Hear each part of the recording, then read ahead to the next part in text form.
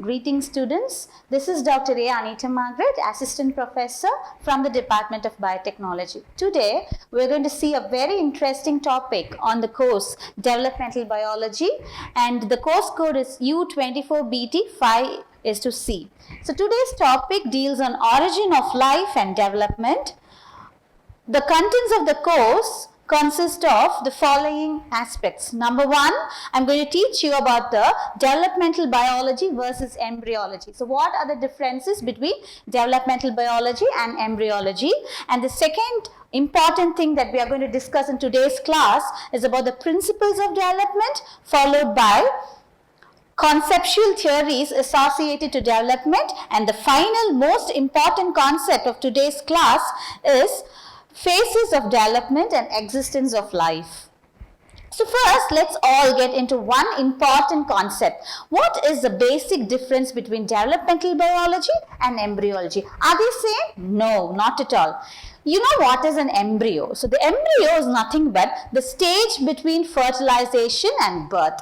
But what is this developmental biology? Do we grow every day? Yes, we grow every day, and growth is not being restricted. It is carried out till our end, isn't it? So embryo is nothing but the stage which is actually restricted between fertilization and birth. But this developmental biology is not like that. It does not cease at all. It is the phase where your growth is actually extended. It is a discipline that starts the embryonic phase and it is extended till your end of your life. So hence, discipline that studies embryonic and other developmental process together is called as developmental biology.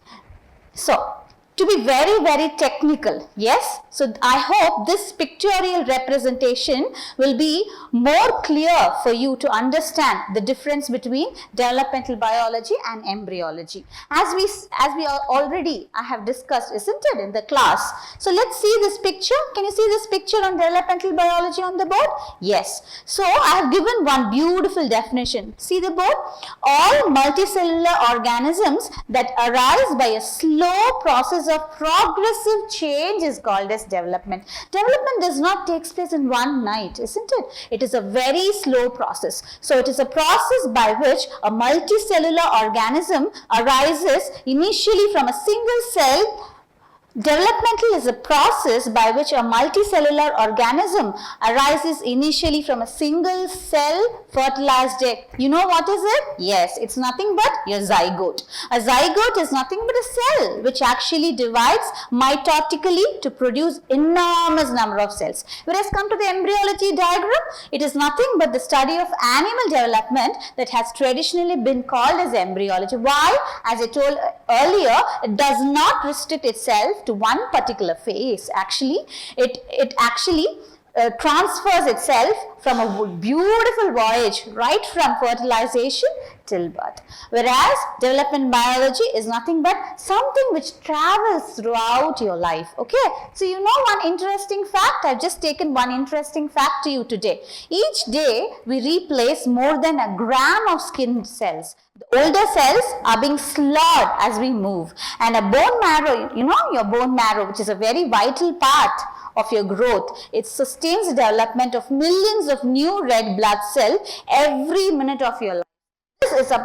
This is an exemplary example of developmental biology. So embryology is something which is only restricted during your gestational period, whereas developmental biology sustains till your lifetime, and each and every day our bone marrow cells as well as our skin cells get struggled up and again is being replaced in our body. Moving to the next part. As I told you earlier, principles of development. That's very important, you know. As a student of biotechnology, this is a very important thing that you people have to know. Okay, with relevant to development. Yes. So the first important principle of development is pre-formation. It's nothing but a set of genetical instructions which actually navigate the development of an egg in accordance to your environmental stimuli. For example, all of us if all of us are being like being born in one particular area, it is not that all of us have the same trait, isn't it? So one is different from another. So that purely is in accordance with the environmental stimuli, and this preformation is one important theory which actually substantiates.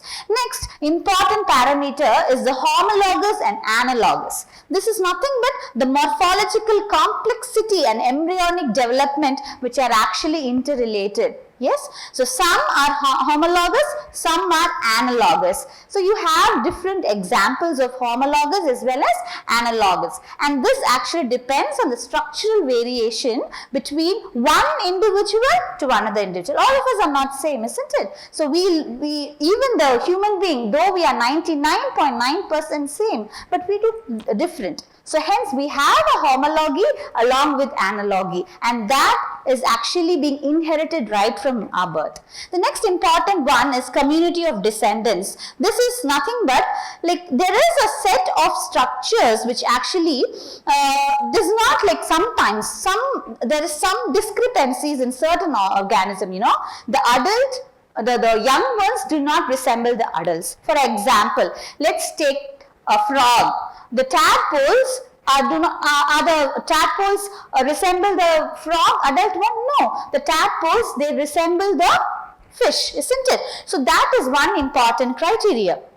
And then another important thing is adaptations. As we move, like you are able to adapt yourself to the survivability. For example, for 2 or 3 days, if you guys are all going for a trip to a hill station, initially the first day you'll suffer a lot, but the second and third day you'll adapt yourself. Your body will adapt yourself to the temperature, isn't it? So that is one important parameter, and that is distinct to your embryo itself. These adaptations are being inherited right from your embryo. And the final important thing is, like a little worrying aspect is nothing but a congenital anomalies. Why? Because all of us are not normal, isn't it? So some of us are being affected by external factors called as mutations, chemical agents which affects our genes, and through this we inherit certain anomalies and genetic disorders. So these are the important principles of development.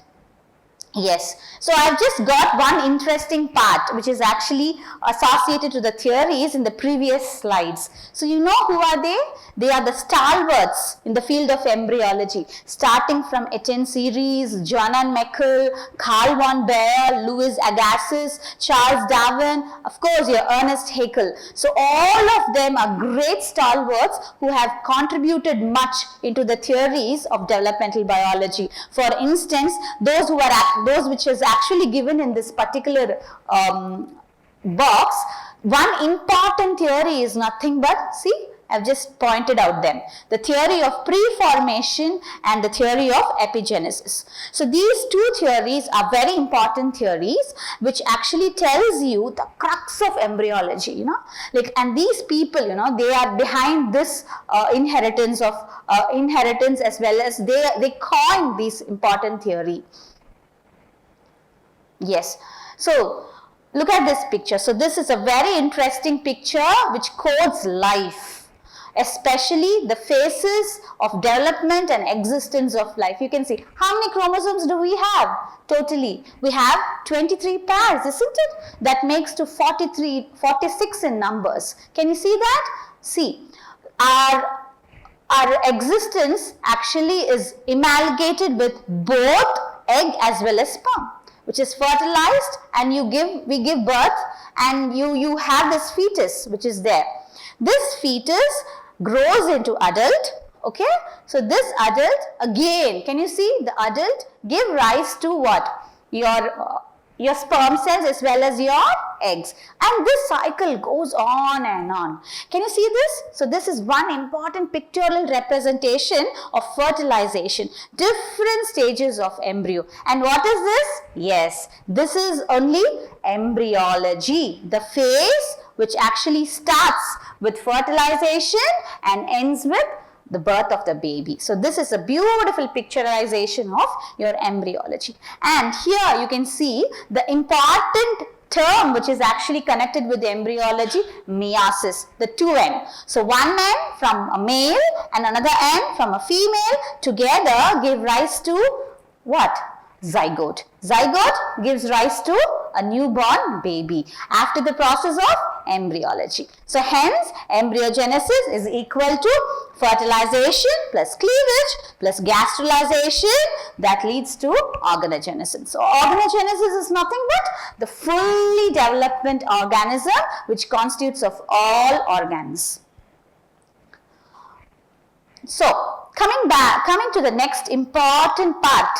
Yes, ma'am, like you would all be bored up, isn't it? Like the same theory repeating again and again. No, theories are very important in life. They actually reflect. Only if you study the basics of embryology, you can get into the futuristic aspects. Now, you have a beautiful term called as embryogenomics, and you biotechnologists have to be very clear of this. Only if you understand the basic of embryology and developmental biology, you can do millions of wonders in the current field called as embryogenomics. And this embryogenomics is nothing but a mixture. It's nothing but a mixture of three important areas. So one is your genetics, another one is your molecular biology, and finally it's your reproductive biology. Can you see all the important terms which is actually associated with biotechnology? Yes, we have genomics there, molecular marker, cloning, nuclear transfer, mosaic animals, sex selections. Yes, you also have the transgenic animals. Only if you know the genes, the chromosomes, the embryonic pattern, you all will be able to land into a beautiful field called as embryogenomics, which is considered to be the current field in biotechnology and the most important field. So dear students, so what would, through this lecture, I would just like to say one important thing. The story and the voyage of embryology begins from the fertilization till the adulthood. So this is very, very important. Sex cells are nothing but the male cell as well as the female cells. Together, they mix together and they form an important constituent of our beginning of life, which is nothing but what? Embryo as well as adult. So embryogenesis and developmental biology is one important thing which you have to study, which leads to great milestones in the era of biotechnology. Thank you so much for your patient listening.